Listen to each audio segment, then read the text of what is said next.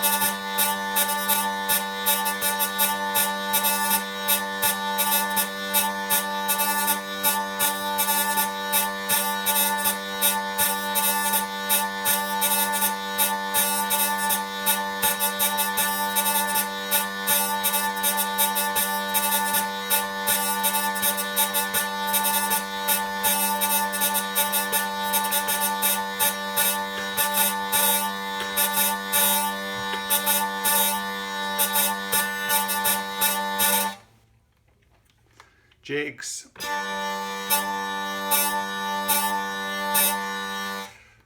I do my jigs upside down, so I'm starting on starting on 3, which is the position down there, which is directly opposite position number 1, which is totally and exactly in between those two black dots on your tailpiece, if you've got one.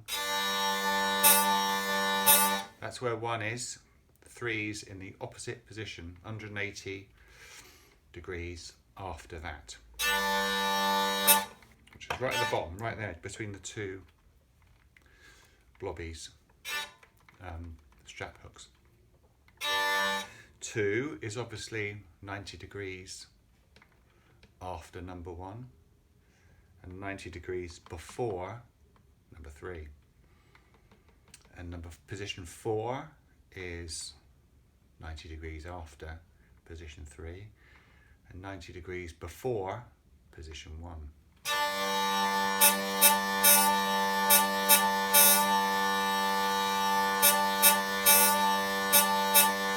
That's 1, 3, 1.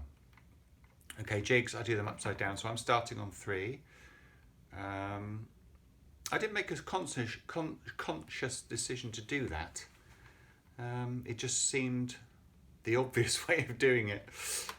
Didn't seem obvious to anyone else. Anyway, I didn't try and do it from 3. It just naturally happened that way. But I find playing jigs from position 3 helps me anyway, and the geometry of my particular arm and action makes the jig sound a bit more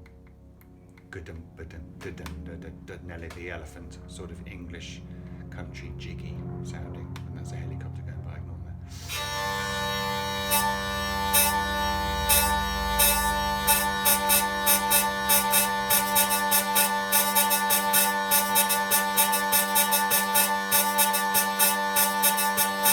You may be able to hear that it's not an exact 3, actually, it's slightly lopsided. I think what I'm doing is I'm getting my first buzz is in at 3, the second buzz of the 3, the jig beat, the second one in position 4, and then I'm doing a sort of quite a big and long offbeat on one da da da, and I think that's why my jigs sound like they do. I'm heavily leaning on the 3, and then because I've allowed myself, or subconsciously given myself, a whole half a turn to build up some momentum to really be able to whack the 3, the downbeat, really, really hard the next time. It's a peculiarity of my technique, I guess, and I'm not necessarily advising it, but it suits me and my geometry of my arm, as I say. Also, another added advantage is the offbeat, which is now on 1. You can really give that a good whack, because 1s are obviously the easiest one to do. I'll show you what I mean. So I'll do dun dun dun dun dun button button button but, which is the offbeat to a jig. I'll show you where that is.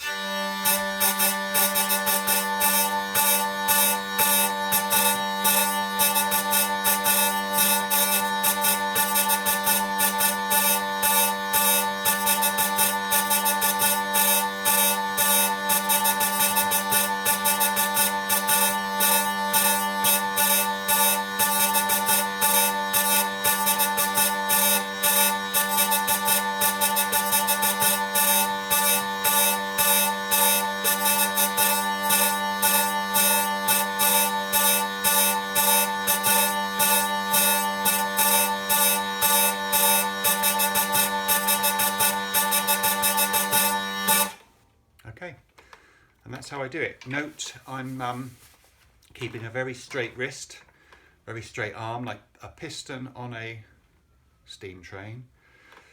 Although I probably should point out that when I'm doing my sort of flam action, that brr thing, I am actually twisting my hand, which thou shalt not do.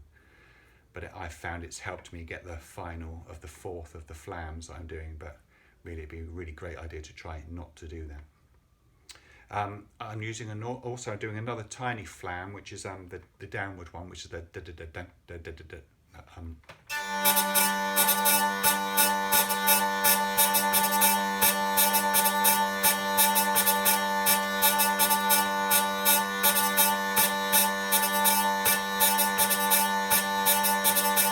Which is the first part of a coup de six, which is 6 buzzers in a turn.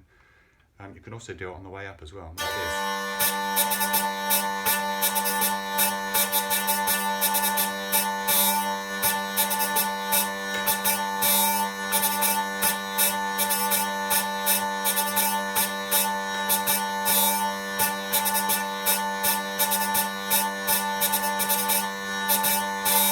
And the coup de six is joining those 2 sort of little trick shots together, really, like this.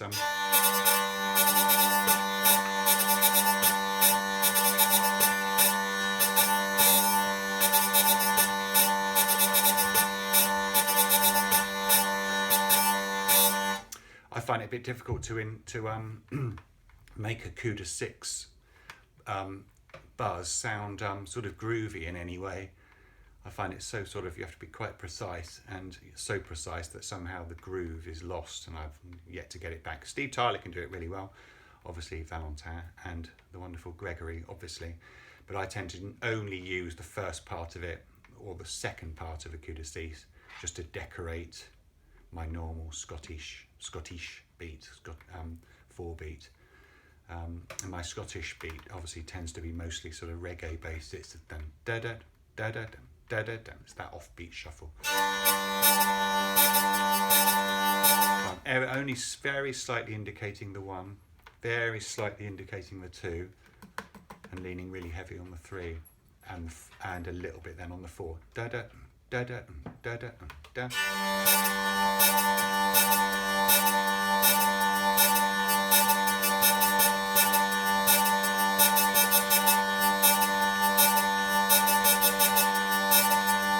Anyway, I hope that's helpful. Good luck.